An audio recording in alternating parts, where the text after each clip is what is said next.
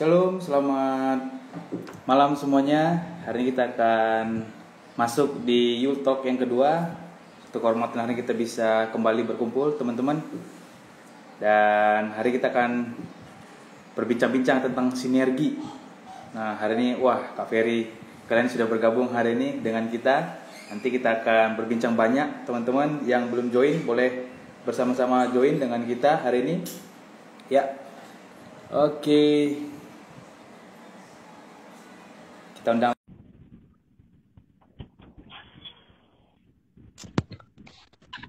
Halo Kak. Halo, shalom bro. Aduh, luar biasa nih. Satu kehormatan nih. Sepertinya nih kali yang kedua ya Kak ya bersama DPA ya?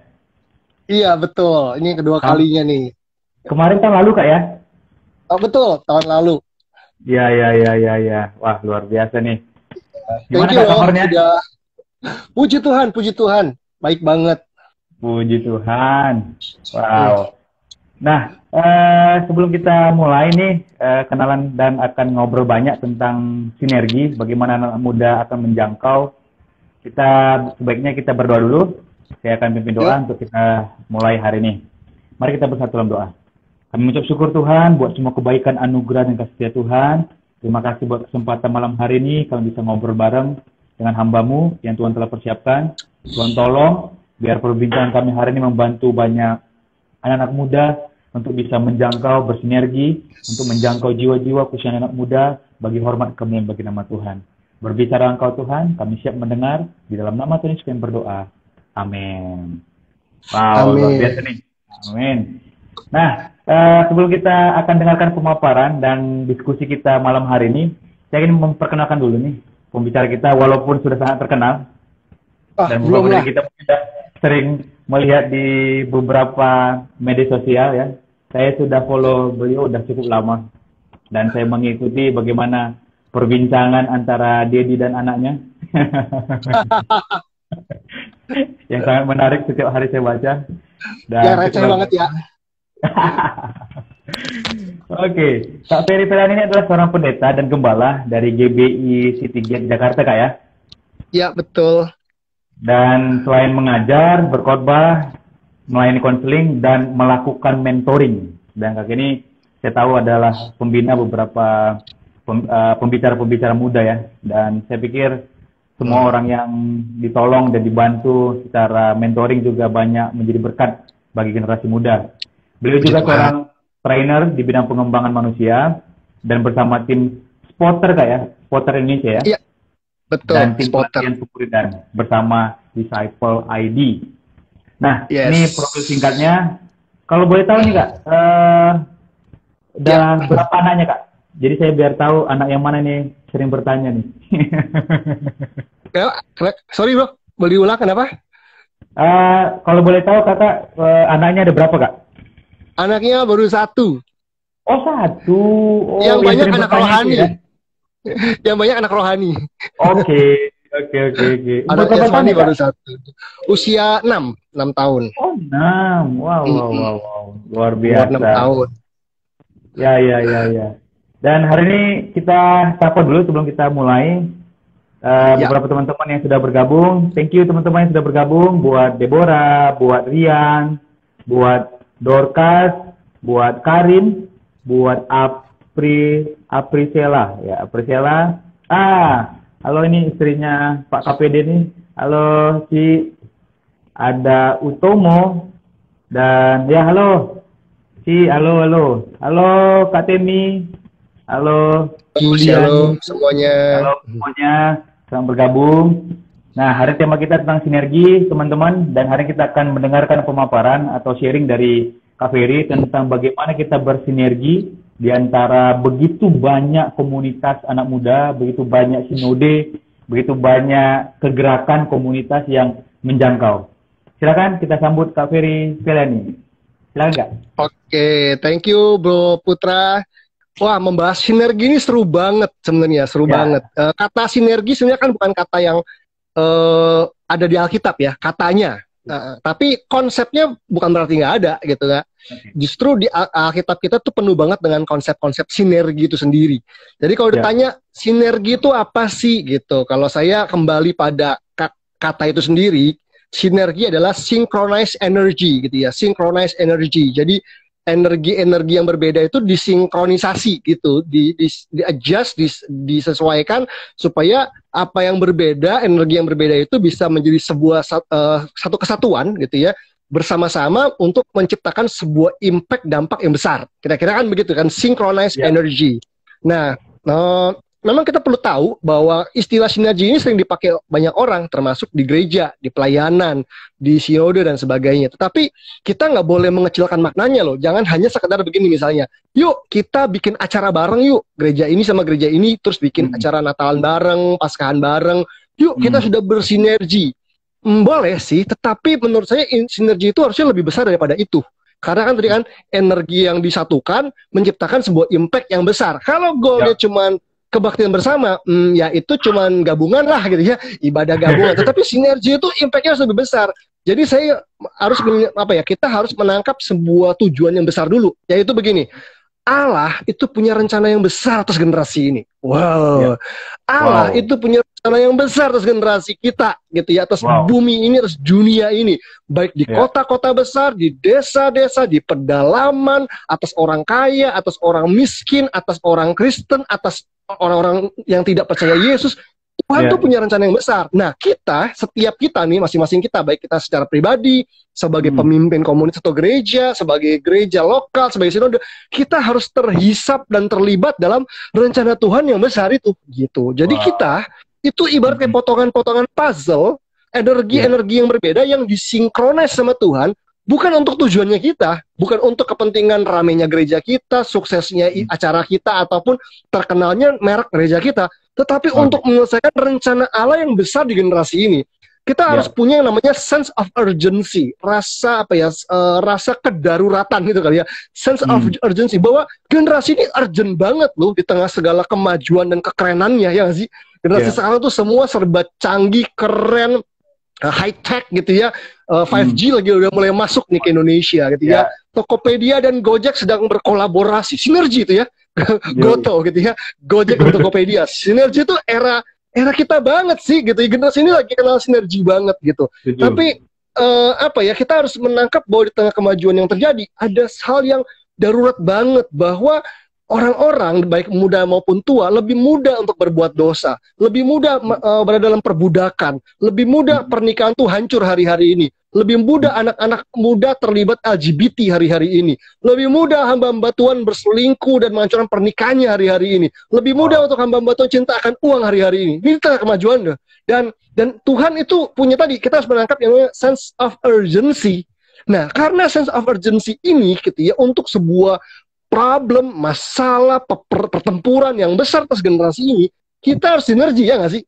Karena kalau goalnya kita cuma menuhin kebaktian doang, ya mungkin sinerginya skala kecil, cuman ya tim musik ya, departemen kita bersinergi ya gitu, ya udah gitu ya, departemen musik, departemen doa, departemen ibadah raya, departemen sekolah KPA. Tapi yang jadi problem kita adalah sinergi ini synchronized energy perlu kekuatan yang besar seperti Avengers sebenarnya gitu ya, seperti Avengers lawan Thanos. Nah, itu perumpamaan keren banget soal sinergi, ya nggak sih?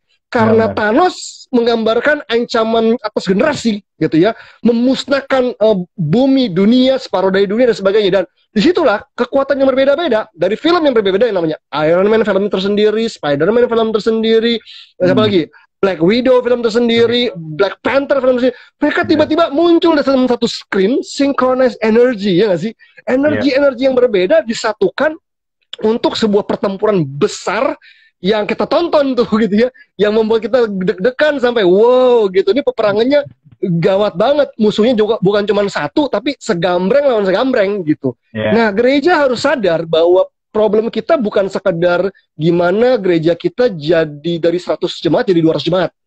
Bukannya nggak boleh, boleh aja. Tetapi pertempuran kita tuh lebih besar dari itu, ya nggak sih? Lebih besar.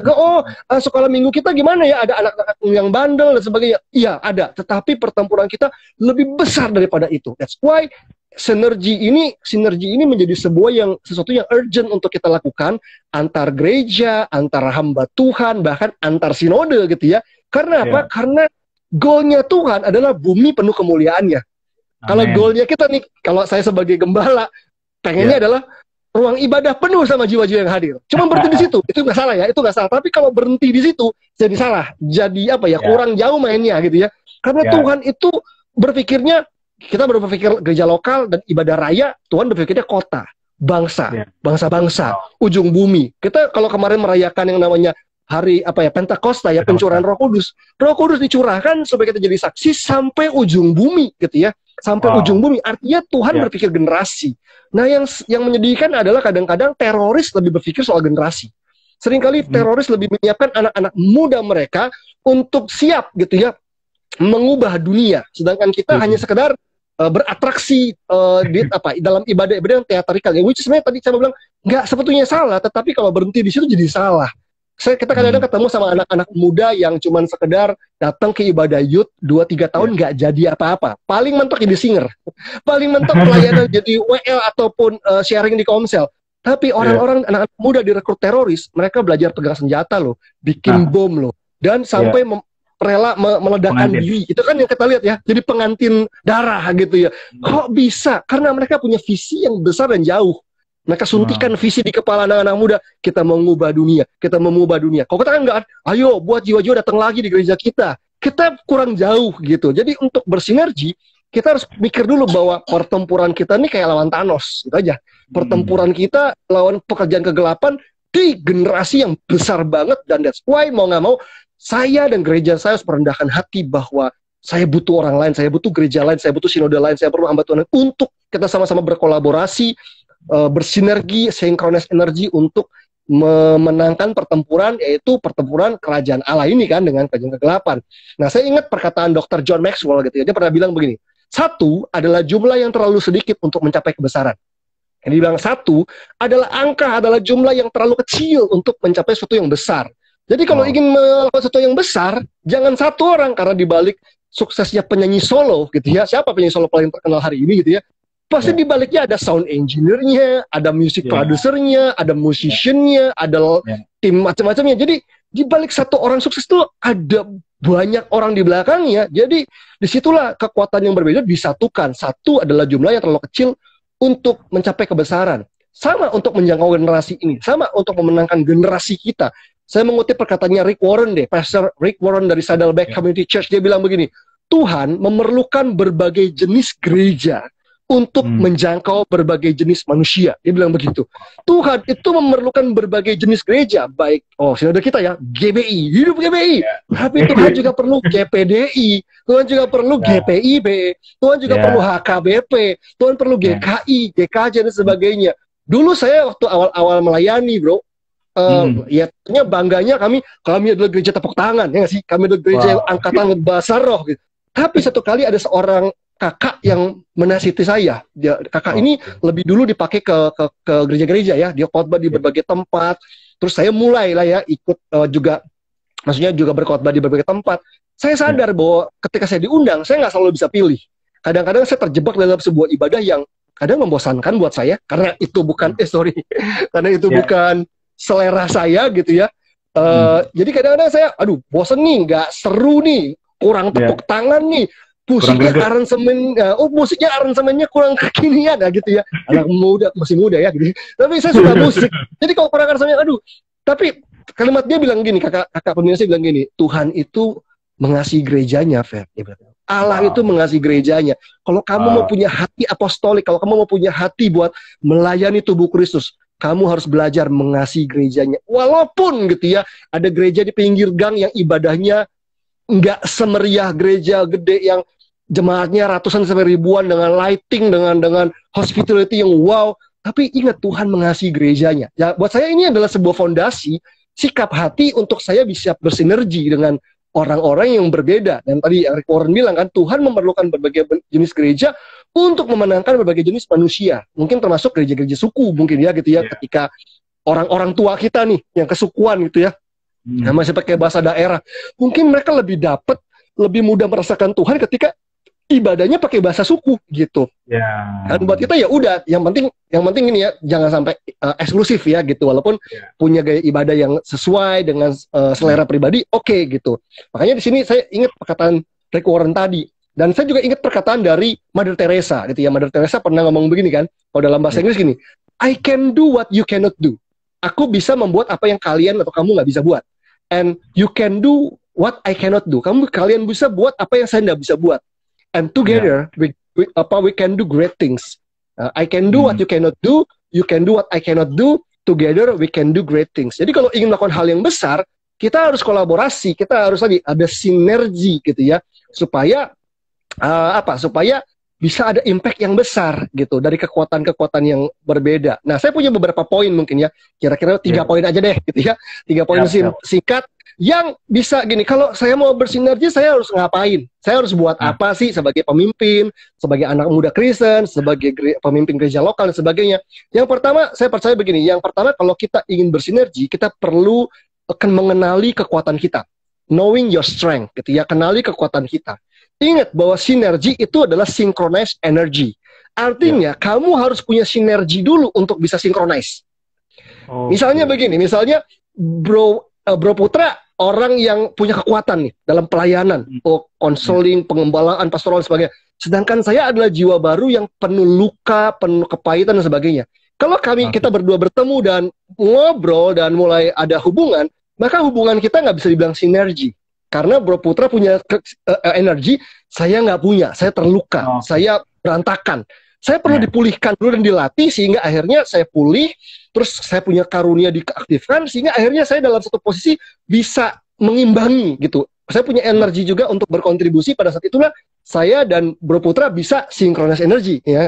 Jadi tidak semua hubungan kerjasama bisa dibilang sinergi kalau dia nggak punya energinya.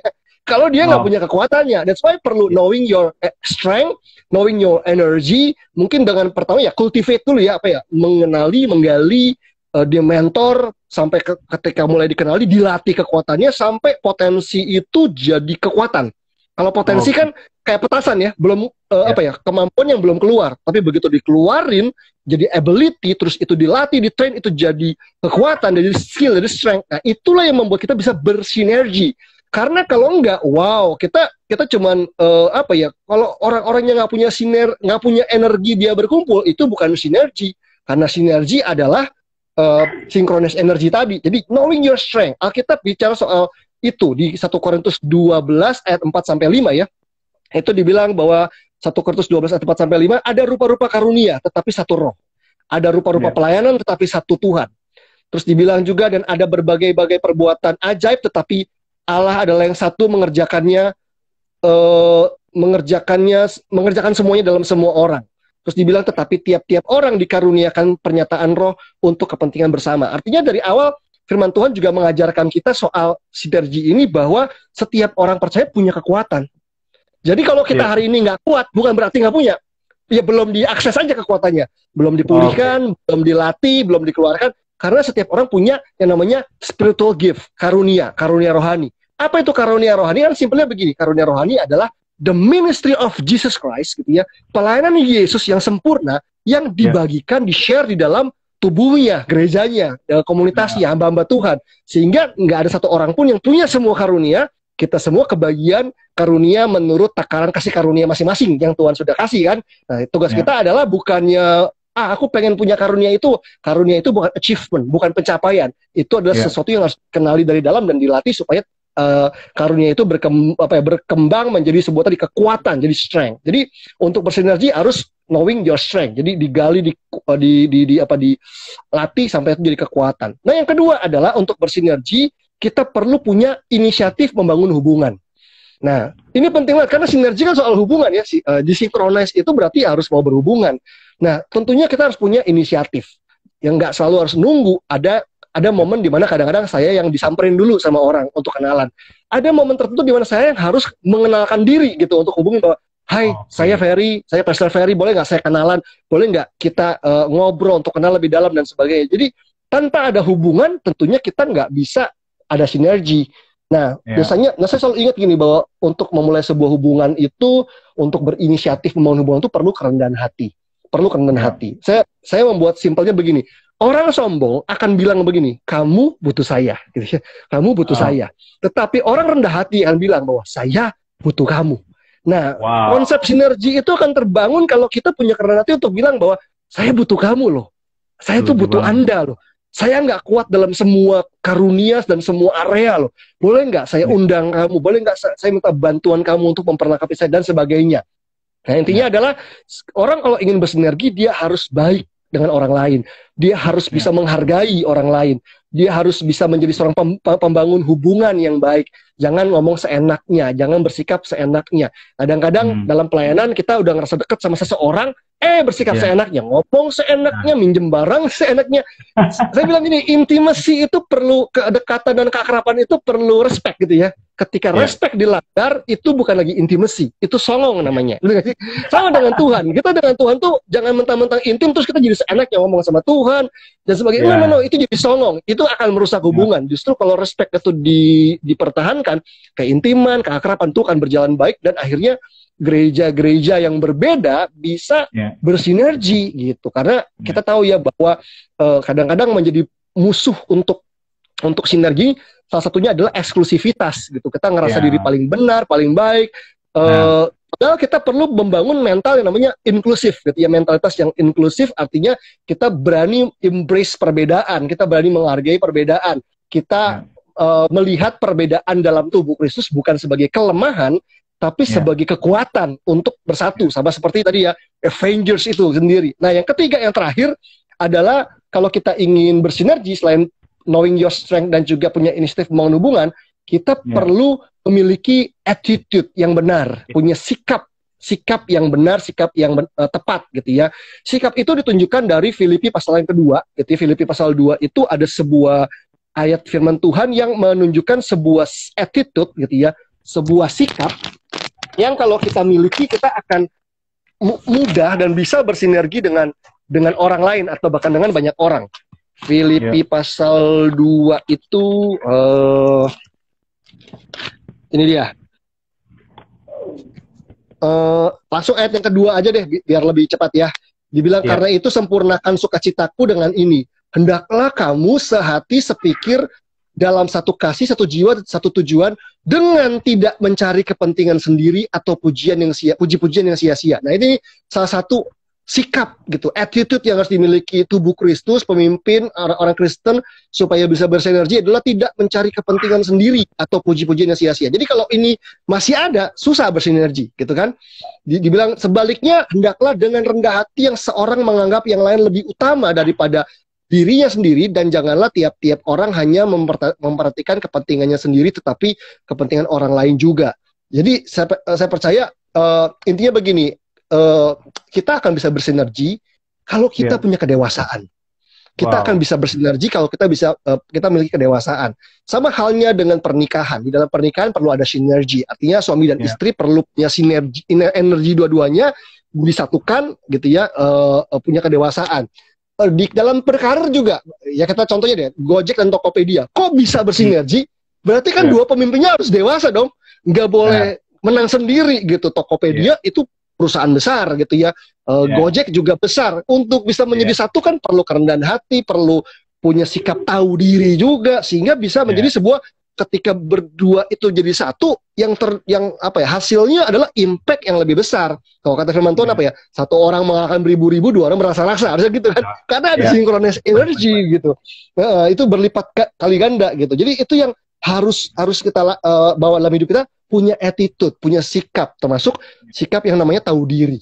Tahu diri itu penting banget ya kalau mau bersinergi. Artinya begini, Kak, dalam bersinergi kita punya kekuatan yang berbeda-beda dan kita bersatu. Kalau saatnya kita harus maju, jangan minder. Dalam sinergi itu, kamu majulah sesuai dengan kekuatanmu.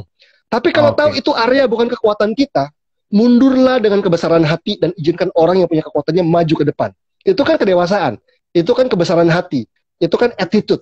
Nah, kalau ini nggak ada, semua berebutan pengen tampil, semua berebutan untuk nomor satu, sinergi nggak akan pernah tercapai. Dan yang paling menyedihkan kadang-kadang adalah gini ya, kita menjadikan mimbar, entah mimbar gereja, mimbar mungkin sinode, semua ada yang ada di panggung gitu ya. Orang suka rebutan, yuk kita bersinergi supaya bla bla bla bla. Saya mau bilang begini, ini kalimat terakhir mungkinnya dari saya adalah begini. Ladang pelayanan itu bukan gereja, bukan hanya gereja. Ladang pelayanan itu bukan hanya kebaktian, tapi ladang pelayanan kita adalah dunia. dunia. Wow. Jadi nggak usah rebutan pelayanan. Hari Minggu 2 jam di mimbar itu terbatas, nggak sebisa semua jemaat naik ke situ untuk nyanyi WL dan sebagainya. Toh karunianya juga nggak semua ada. Tetapi kalau kita lihat yang Yesus katakan, angkat kepalamu, pandang sekelilingmu, ladang sudah menguning dan siap untuk dituai. Nah, perlu tuh sinergi. Kenapa? Karena ladangnya gede banget. Ladang sudah menguning tuh besar banget gitu. Kita akan butuh semua orang yang Alkitab bakal bilang gini ya, tuayan tuh banyak, pekerja tuh sedikit gitu ya. Orang-orang yang punya kekuatan itu sedikit. Mungkin sebenarnya gini, yang punya kekuatan banyak, yang mau terlibat sedikit mungkin. Nah, ini waktunya gitu, kita bersinergi. Jadi, sebagai orang Kristen yang mau bersinergi, pastikan dulu kita punya kekuatan. Kamu punya energi nggak untuk di-sharing sama orang lain? Yang kedua, kamu punya hati yang mau bangun hubungan. Dan yang ketiga, punya sikap, attitude yang tepat untuk bisa bersinergi sama orang lain. Kira-kira itu aja bro, sebelum lebih panjang lagi nih. Wow, luar biasa nih hari ini. Luar biasa ya, pesan-pesan baru yang saya pikir sangat memberkati dan menolong kita sih untuk memiliki 3 poin hal yang harus kita lakukan untuk kita bersinergi. Dan tadi sebelum kita masuk dalam pertanyaan-pertanyaan pendalaman, bagi teman-teman yang udah join, kalau ada hal pertanyaan yang pengen ditanyakan boleh di chat supaya nanti saya bacakan untuk Kak Ferry bisa menjawabnya. Dan tadi buat teman-teman yang sudah join, welcome. Khusus tadi saya notice ada 2 orang yang saya pikir perlu kita sambut. Yang pertama Pastor Juan dari GB Gilgal. Thank you Pastor Juan yang sudah join. Shalom Pastor Juan. Dan Kak Yeri yang udah join juga. Thank you Kak Yeri sudah berkenan hadir dan mendengar pemaparan dari Kak. Ya, nah hari ini Kak Ferry tadi saya mendengar, tadi Kak Ferry kan ngomong tentang kita harus punya attitude tahu diri. Nah, tahu diri sini tuh sampai di titik mana sih Kak? Maksudnya kita harus tahu diri itu, karena kan sinergi kita yang Kakak bilang kan kita harus mengenali kekuatan kita nih. Nah, apakah tahu diri sama seperti yang Kakak bilang tadi tentang bagaimana kita bisa mengerti tahu diri kekuatan kita di sini, kalau bukan kekuatan kita jangan maju di situ. Itu kan arti tahu dirinya maksudnya itu tadi? Iya, tentunya begitu loh. Misalnya gini, kita menghadapi sebuah problem gitu ya. Terus kita kan pasti menemukan memerlukan kemampuan yang tepat untuk solve problem tersebut kan, untuk mengatasi kan. Nah, kita perlu tahu kekuatan saya di situ nggak ya? Atau ternyata ini adalah kekuatan orang lain untuk mengatasinya. Misalnya, contoh, kalau ini kita pakai ilustrasi adalah restoran. Yang kekuatannya untuk masak adalah koki, kan begitu ya. Yang kekuatannya untuk ngitung duit adalah kasir. Kalau ditukar gitu ya, ada problem soal makanan, kasir jangan turun tangan di dapur kecuali dia punya kemampuan gitu ya. Jadi tahu diri itu artinya gini, kalau itu membuat kekuatan, jangan nekat, jangan ngotot, jangan debat, jangan mau nyodok aja gitu. Gue tahu ini, gue mau maju. Itu kekuatanmu nanti malah ngerusak begitu kan. Nah, gimana sih Kak kalau kita ngadapin ada orang yang misalnya dalam sebuah komunitas ada orang yang seperti tadi itu Kak, nggak tahu misalnya bukan nggak tahu diri, tidak tahu diri untuk bahwa bukan di bidang dia dan dia ngotot untuk melakukannya. Dan kita kan sedang sinergi nih, beberapa leader mungkin yang saya pikir semuanya punya kekuatan masing-masing dan dia pengen maju tadi kayak Koki tadi pengen hitung duit, padahal kan kasir yang lebih ngerti. Nah itu kita sikapnya bagaimana Kak? Ya, memang kalau bertemu dengan orang seperti itu kita perlu menasihati ya. Tapi memang biasanya kita perlu orang yang tepat. Kira-kira siapa orang yang tepat untuk menasihati orang ini? Apakah di situ ada mentornya? Apakah di situ ada sahabat dekatnya yang lebih bisa ngomong? Karena ada orang-orang tertentu yang biasanya udah nggak tahu diri, ngotot lagi gitu ya. Keras lagi, baperan lagi. Wah, udah capek. Kita jadi ketika ditegur gitu udah gini. Komplit, jadi bikin masalah, bikin drama gitu ya. Di tengah-tengah momen sinergi malah bikin drama, ciptain masalah baru. Padahal ya harus ada kasih tahu bahwa boleh nggak kekuatanmu nggak di situ gitu. Boleh nggak kamu tunggu dulu sampai ya perlu ada yang begitu. Tapi kalau dia terus nggak mau dan akhirnya mengacau, berarti perlu ada tindakan tegas kan untuk sementara waktu orang ini maksudnya dipinggirin dulu karena dia perlu, jangan-jangan masih perlu dibimbing, masih perlu dimentor dengan baik dari sisi karakter, sikap gitu ya, masih belum dewasa sehingga akhirnya energi menyala-nyala gitu ya. Tapi energi aja nggak cukup tanpa karakter kan gitu. Kekuatan tanpa karakter malah ngerusak gitu. Nah, wow, luar biasa ya. Wah, ini baru kita lihat nih ada Kak Samuel Manopo, buat Kristi Parmino, Axel, thank you. Oh, ada pertanyaan nih Kak dari Sinaga, David. Gimana kalau udah leader luar biasa nih? Wow, halo Kak David. Nah, ada pertanyaan nih Kak, gimana kalau udah bangun hubungan terus, tapi teman-teman lainnya masih belum sadar untuk memulai bergerak dengan potensinya. Nah, gimana Kak? Iya, karena membangun hubungan saja memang tidak membuat orang sadar. Kecuali kita punya purpose dalam hubungan tersebut. Berarti kalau kita punya purpose, waktu kita bangun hubungan, komunikasi kita, interaksi kita harus mengarahkan pada tujuan. Jadi banyak orang, yuk kita bangun hubungan yuk supaya bisa sinergi. Ngapain? Ya cuman makan-makan, cuman nonton bareng, main PS bareng. Oke, berarti hubungan tersebut tidak mengarahkan. Yang namanya mentoring, yang namanya pemimpin itu harus punya strategi. Dia bangun hubungan, ajak makan, di balik makannya dia ada sebuah obrolan yang mengarahkan, ya nggak sih, omongan yang entah menantang, meminta, apapun begitu. Jadi kalau sampai tidak terjadi kemajuan dalam sinergi, jangan-jangan dalam hubungan tersebut ada kepasifan gitu, jadi tidak mengarahkan gitu. Wow, ya itu ya buat pemimpin kita yang luar biasa ini, kata Kak Ferry, Kak David ya, David Naga. Nah, Kak, tadi kan kita masuk di poin yang pertama, saya bilang kan mengenali kekuatan.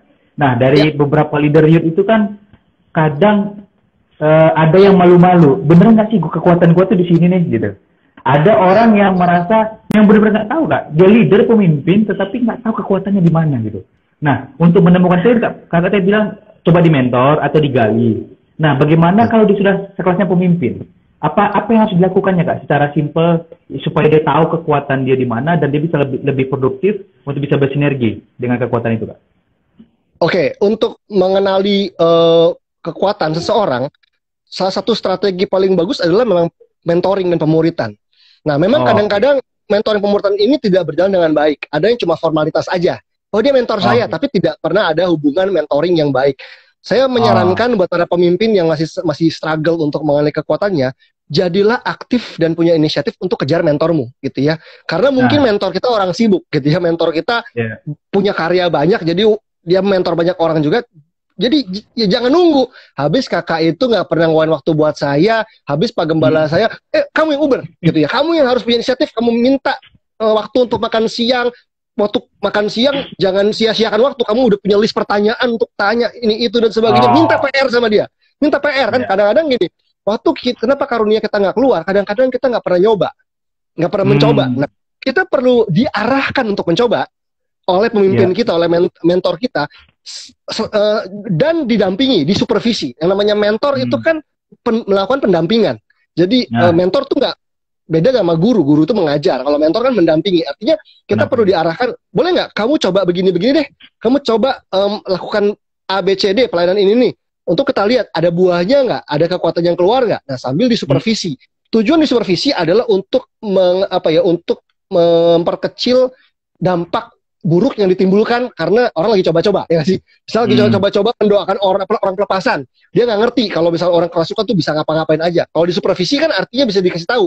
Kalau begini-begini kamu harus begini. Kalau doain orang pelepasan jangan tutup mata, terus kamu kena tabok, begitu. Matanya dibuka aja, gitu ya kan. Jadi dikasih tahu gitu. Kalau nggak dia langsung tutup mata, terus basar-basar roh, aja, udah gampar sama orang. Jadi perlu disupervisi supaya untuk memperkecil eksesnya, gitu kan, dampak-dampak buruknya. Sehingga dia ngerti, oh ternyata aku harus nyobanya begini. Oh ternyata kalau aku udah nyoba dengan benar nih A, B, C, D nggak keluar. Oh berarti kamu perlu nyoba lagi hal yang lain.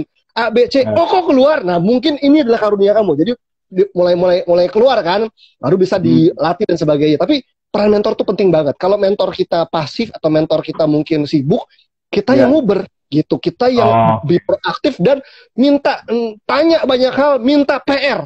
Kak boleh gak saya minta PR untuk karunia saya gitu. Terus Uber lagi kasih pertanggungjawaban, Kak saya udah 3 bulan nyoba begini, saya udah coba karunia begini, tapi hasilnya begini, kasih report. Kadang kita pasif jadi nggak berhasil terus mengenali karunia kita, terus nyari mentornya. Habis mentor gue gini, habis mentor gue nggak pernah mentor yang baik itu emang sibuk teman-teman. Mentor yang baik itu emang sibuk. Berarti kamu sedang memilih mentor yang memang gape gitu ya. Nah, supaya dia nggak nganggur. Tapi kalau diajakin nongkrong mulu dia bisa, saya curiga dia emang banyak pengangguran mentornya. Wow, luar biasa nih. Nah, berhubungan mentoring nggak? Tadi ya agak menyimpang sedikit ya, karena kakak udah bahas mentoring. Menurut Kak Ferry itu benar nggak statement bahwa mentee yang mencari mentor? Sebenarnya kalau saya lihat bisa dua-duanya ya. Kalau di Alkitab kan juga ada momen dari atas ke bawah, bisa bawa ke atas, bisa dari dua-duanya. Tapi intinya ya mentoring itu hubungan dua pihak. Bisa yang memulai atau inisiatifnya bisa datang dari atas, dari mentor yang nyari orang yang di bawah. Kayak Elia ya, Elia kan langsung datengin si itu ya. Tapi ada juga momen yang dari bawah minta di mentor begitu. Tapi intinya adalah belajar menghargai yang namanya mentoring. Jangan jadikan mentoring itu cuma formalitas. Yang penting gue punya mentor. Apalagi berharap mentor itu isinya sayang-sayangan. Mentoring itu bukan sayang-sayangan loh. Nah, yang penting punya kakak yang perhatiin gue. Apalagi yang begini kan, minta di mentor sama Kak Putra supaya apa? Supaya dibukain jadwal khotbah gitu ya. Saya pengen di khotbah dibagi jadwal. Wah, itu nanti nggak berhasil. Itu sudah punya motif.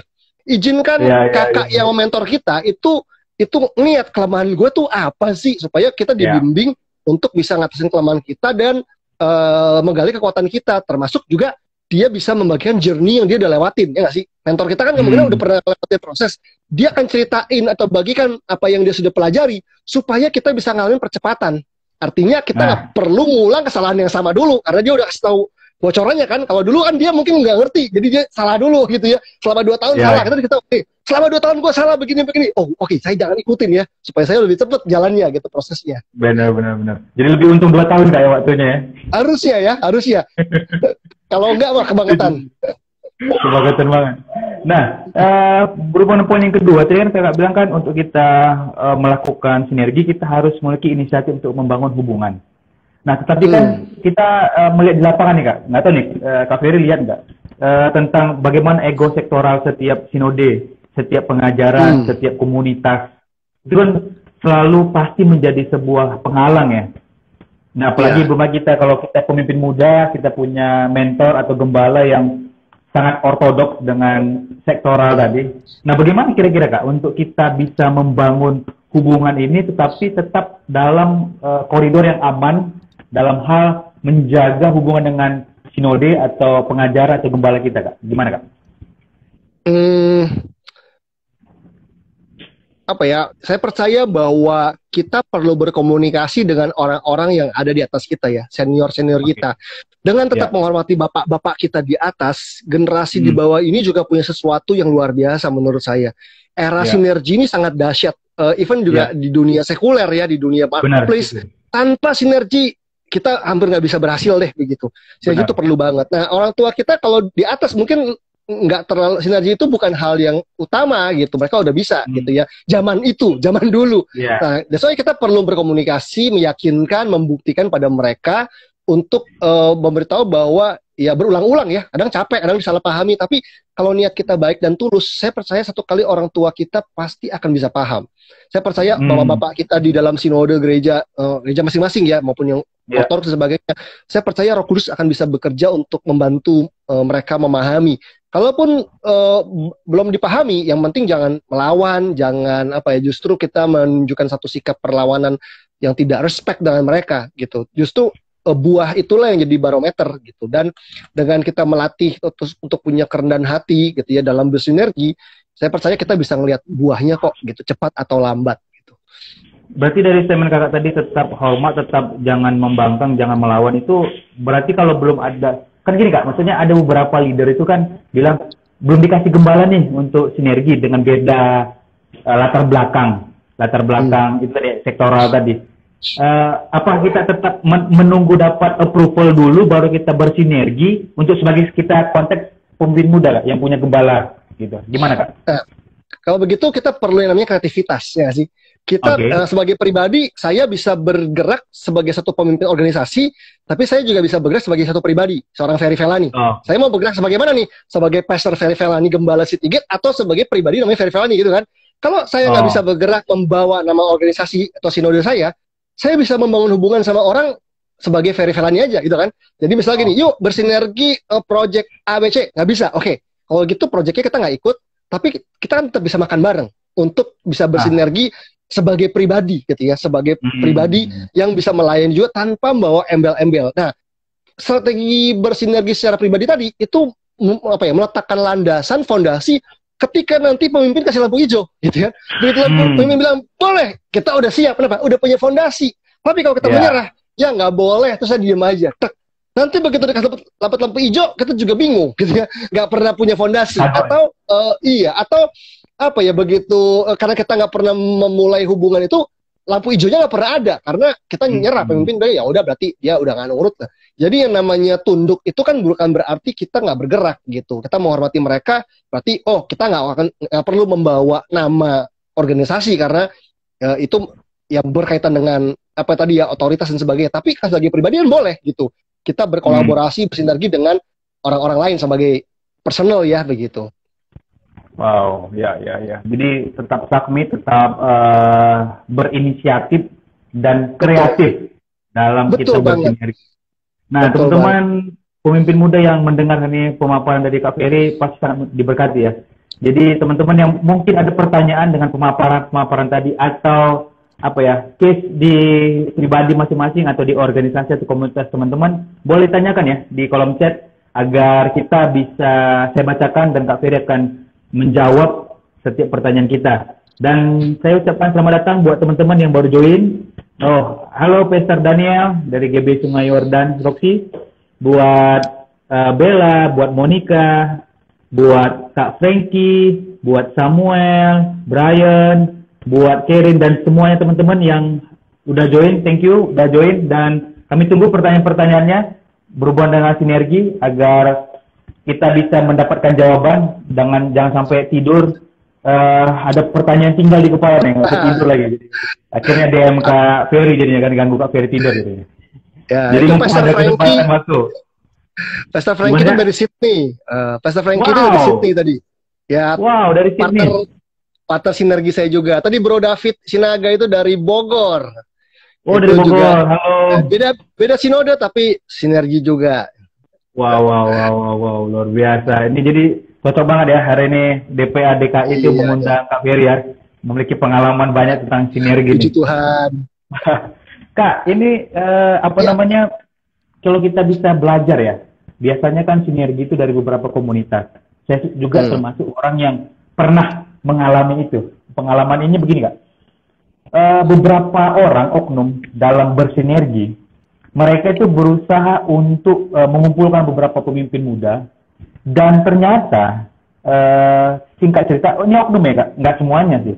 Akhirnya mereka meminta untuk sinergi dan berkenalan, bangun hubungan seperti Kak bilang tadi, bagus tuh bangun hubungan, dan kita ngobrol, akhirnya kita tahu dia kekuatan di sini, dia punya jaringan di sini dan sebagainya. Tetapi ujung-ujungnya yang saya lihat ada oknum yang malah kayak kakak tadi sempat singgung, ada yang minta jadwal pelayanan di tempat kita, lebih kepada keuntungan pribadi akhirnya. Nah, gimana tuh Kak kita menghadapi yang seperti ini? Kan ini saya pengalaman sendiri sih soalnya. Gimana Kak menurut Kakak? Ya, kalau saya melihat yang pertama, sinergi kita itu tadi tujuannya harus jelas. Kita harus merasakan dulu sense of urgency soal apa yang kita ingin capai dari sinergi itu. Lalu ketika kita udah merasakan hatinya Tuhan, keterdesakan di hati kita, maka kita perlu memulai sinergi itu. Menurut saya lebih baik kita punya strategi dan bertahap. Itu yang memang yang tadi yang benar banget yang Bro Putra bilang. Ada orang langsung ngumpulin para pemimpin terus yuk kita sinergi, terus orang kaget, dan ternyata dari kumpulan orang itu tidak semua orang siap bersinergi. Mungkin mereka punya kekuatan, tapi mereka tidak komplit dalam tiga hal tadi. Oke, kekuatan ada, pengen membangun hubungan ada, tetapi attitude nggak ada. Itu poin 3 itu paling bermasalah biasanya. Jadi kalau saya menyarankan begini, mungkin lebih baik kita membangun hubungan bersinergi itu bertahap dengan orang yang kita kenal dulu. Kita mulai dengan misalkan dengan 2-3 orang dulu, orang yang kita kenal betul hatinya. Jadi tadi 3 poin tadi, orangnya bangun hubungan, bisa menjaga sikap, dia punya kekuatan. Oke, 2-3 orang dulu. Bangun hubungan, intens, itu bersinergi. Terus 1 orang bisa rekomen, kita merekomendasi ya, tapi pastikan 3 poin itu ada gitu ya. Jadi 4.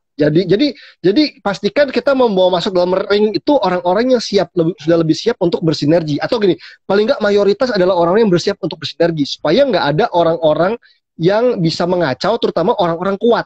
Yang paling punya kemampuan mengacau kan adalah orang-orang yang kuat kan, mesti punya influence, lebih tua, terus ternyata dia nggak matang dalam bersinergi, malah dia bikin kacau, akhirnya semua goncang. Kalau ringnya mayoritas kuat, ada satu yang mengacau, kemudian satu mental. Tapi kalau misalkan di dalam ring itu yang kuat, yang ngaco yang kuat gitu ya. Jadi ngaco semua begitu. Jadi apa ya, memulai secara bertahap itu ada baiknya, walaupun kayaknya memang lebih lambat ya. Dan orang lebih lambat dan gini, lebih nggak kelihatan. Kalau kita ngumpul, yuk ada 50 youth pastor, itu kita langsung 50 gitu ya. Padahal memang apa ya, membuat apapun, memulai apapun tuh perlu tahapan seperti menabur benih. Kadang-kadang nggak kelihatan sebuah movement gitu ya, sinergi untuk sebuah pergerakan yang besar. Kadang dimulai dari hubungan-hubungan yang awalnya kecil, santai dari 2 orang, terus berdoa, ngelibatin Tuhan, nanya, ditemuin sama 1 orang lagi, punya visi yang sama, punya visi dan nilai-nilai yang sama tuh paling penting banget. Karena kalau enggak dilandasi oleh kepentingan pribadi, itu yang akhirnya bubar dan rusak. Terus endingnya kalimatnya begini, sama aja dikumpulin pemimpin muda, endingnya gini-gini juga kan, endingnya cuma saling memanfaatkan kan, ya gitu-gitu. Itu kita udah sering denger kan. Jadi ya memang perlu hati-hati ya. Ya itu pengalaman bener. Jadi kita tuh akhirnya ya gitu, akhirnya manfaatin juga, akhirnya begini, endingnya itu juga. Jadi, nah tadi kan Kak bilang kan ada punya tujuan. Berarti kalau kita masuk dalam sebuah kegerakan movement yang berhubungan dengan sinergi, kalau tujuannya nggak jelas, sudah dipastikan kita jangan berada di dalam, Kak? Ya lebih baik paling nggak kita berdoa dulu, memperjelas yuk, kita sama-sama gitu ya. Yuk memperjelas dulu gitu kan. Nggak perlu dibuarin juga, teman kalau belum jelas berarti kita punya PR pertama adalah memperjelas itu gitu. Kita minta Tuhan berbicara. Misalkan di Alkitab kan juga ada ya, kisah para rasul itu kan banyak sinergi, orang-orang yang berbeda dengan sebuah tujuan yang sama, dan mereka kadang-kadang bisa bersinergi karena penganiayaan gitu ya. Orang itu kalau menderita bareng lebih siap sinergi. Orang kalau menderita bareng tuh lebih siap untuk sinergi, mau nggak mau untuk nyelamatin diri, yuk kita kolaborasi yuk gitu ya, untuk yuk kita saling tolong yuk gitu. Kita bisa rasul tuh ini banget. Kalau sekarang itu mungkin saya pikir punya beban yang sama gitu kayak masalah yang sama di generasi, dan itu bisa membuat kita menjadi punya purpose yang sama, akhirnya buat kita bisa sinergi kayak. Iya betul. Wow, luar biasa. Nah ini ada pertanyaan nih Kak, kita jawab pertanyaan dulu ya Kak, dari Daniel Dermawan nih, dari GBI Sungai Yordan. Shalom Pastor Daniel. Shalom Kak, apakah ada indikator batas waktu untuk seseorang di mentoring? Nah keren ya, gimana Kak, ada batasnya nggak? Ya, ini kalau menurut versi saya, mentoring versi seorang Ferry Felani ya, menurut saya mentoring itu batas waktunya beragam. Kadang-kadang kita perlu tanya sama seseorang, ketika kita memulai sebuah hubungan mentoring, kamu ingin di-mentor tuh berapa lama? Yang kamu butuhkan dari saya tuh, karena ada orang-orang yang dia sudah di-mentor atau dibapai oleh orang lain, tapi bapak rohaninya nggak punya kekuatan tertentu, saya punya. Jadi dia mau pinjam kekuatan saya untuk satu period of time lah ya gitu. Jadi 2 tahun nggak, boleh nggak latih saya soal ini? Oke, 2 tahun. Bisa seperti itu. Tapi juga dalam banyak case saya lebih melibatkan untuk lebih membangun sebuah hubungan mentoring yang jangka panjang. Saya bilangnya seumur hidup begitu ya. Jadi dalam setiap hubungan mentoring ya kadang-kadang saya tanya dulu, mentoringnya kamu kenapa mau saya yang mentor? Kamu lihat apa cocok nggak saya adalah mentor kamu? Jadi kita bahas itu dulu sampai yuk kira-kira mentoring ini mau berapa lama gitu. Kamu butuhnya berapa lama? Nah biasanya kalau dia udah punya gembala atau bapak rohani yang lain, nggak menutup kemungkinan mentoring itu cuma 1 tahun, 2 tahun untuk melatih area tertentu, najemin area tertentu dari hidupnya dia yang pemimpinnya nggak punya, saya punya.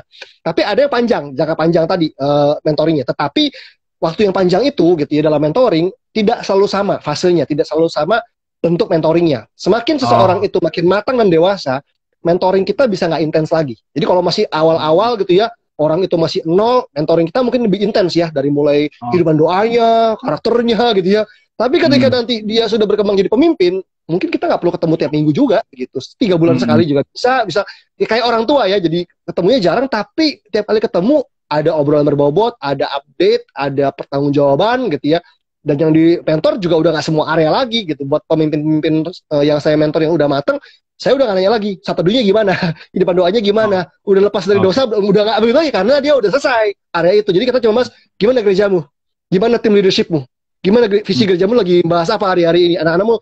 Jadi pembahasan kita ke situ. Jadi batas waktu mentoring yang kami tetapkan bisa panjang bisa pendek, tetapi yang panjang tadi bisa berubah-berubah bisa bertumbuh fasenya. Jadi intensitasnya nggak lagi serapet dulu, udah makin berjarak, kecuali tiba-tiba di tengah jalan udah longgar nih, terus tiba-tiba dia punya masalah yang besar atau atau ngalamin kejatuhan, ya udah mentornya rapat lagi gitu, jadi dekat lagi. Tapi setelah udah baik ya kita bisa menjauh lagi, karena mentor itu nggak boleh posesif ya. Nggak boleh posesif. Mentor itu nggak boleh posesif. Kita harus ngizinin anak-anak kita tuh bertumbuh jadi pemimpin lagi kan begitu. Nah, kira-kira gitu Pastor Daniel. Oke, mudah-mudahan Pastor Daniel bisa menjawab ya. Kalau belum nanti boleh diketik chat lagi ya. Nah, berarti dari penjelasan Kak Ferry tadi, satu menti itu bisa punya beberapa mentor dong?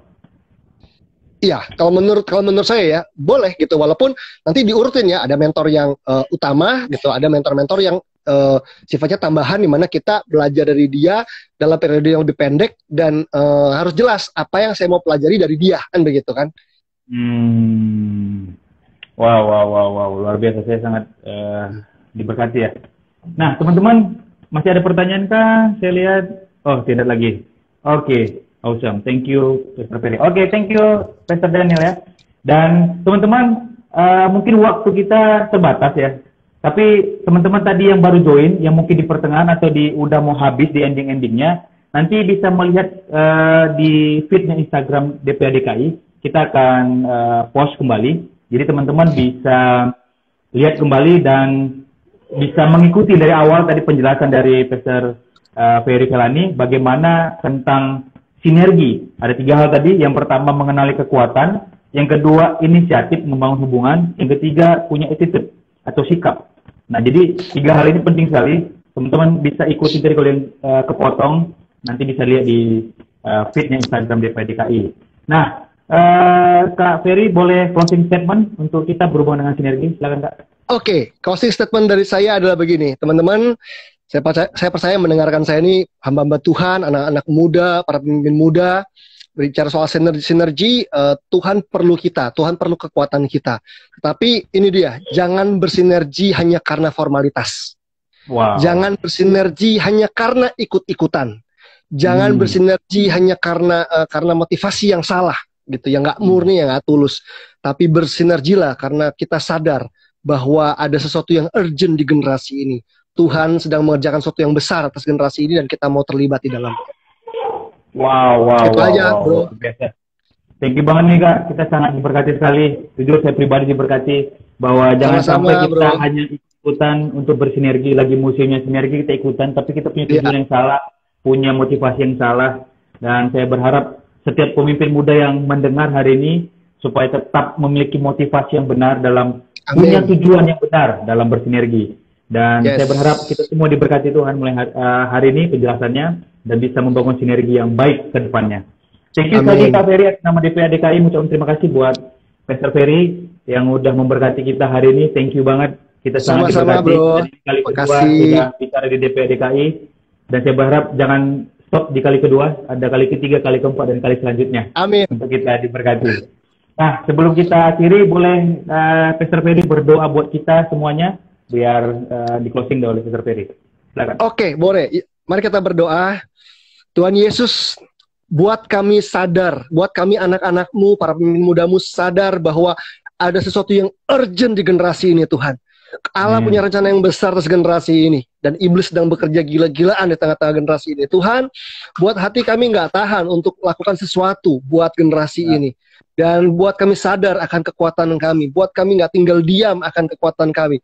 Kami boleh belajar untuk mengaksesnya, di mentor, melatih diri, supaya kami punya energi untuk disumbangkan buat tubuh Kristus, buat kerajaan-Mu Tuhan. Berikan kami kerendahan hati, berikan kami kemampuan membangun hubungan, ajar kami sikap-sikap yang dewasa untuk bisa bersinergi dengan banyak orang dalam tubuh Kristus, sinode yang berbeda, gereja yang berbeda, pelayanan yang berbeda-beda, hamba Tuhan yang berbeda-beda karunia dan pelayanan. Aku berdoa, kami berdoa di dalam nama Yesus, biar kiranya tubuh Kristus, youth di seluruh Indonesia ini punya kedewasaan untuk bisa bersinergi dengan lebih kuat lagi, dan melihat tuayan ini dibawa bagi Yesus, jiwa-jiwa dimenangkan bagi Tuhan. Terima kasih Bapak, kalau sekiranya kami pernah melakukan sinergi-sinergi yang salah di masa lalu, kami minta Tuhan sembuhkan dan pulihkan kami dari trauma-trauma tersebut. Kalaupun kami Amin. pernah punya motif-motif yang salah dalam sinergi, kami kiranya bertobat di dalam nama Yesus supaya kami boleh membangun hubungan, dan dalam hubungan tersebut kami dikuasai oleh kemurnian yang daripada Tuhan. Dan pakai kami semua, terutama teman-teman dari Sinode GBI, dari DPA GBI, biar kami semua membuka diri untuk menjadi pribadi, organisasi, gereja yang inklusif. Kami punya merek, kami punya visi pribadi, kami punya visi organisasi, tapi kami tahu apa yang kami kerjakan hanyalah potongan puzzle yang kecil dari rencana Allah yang besar atas generasi dunia ini. Di dalam nama Yesus Kristus, kami siap untuk melangkah pada sinergi yang Tuhan tetapkan buat kami, dan kami mau membawa kemuliaan bagi nama Tuhan. Dalam nama Yesus, haleluya. Amin.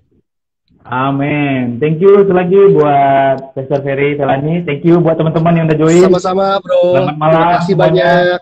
Terima kasih Tuhan semuanya. memberkati. Tuhan Yesus memberkati. Thank you, Ferry.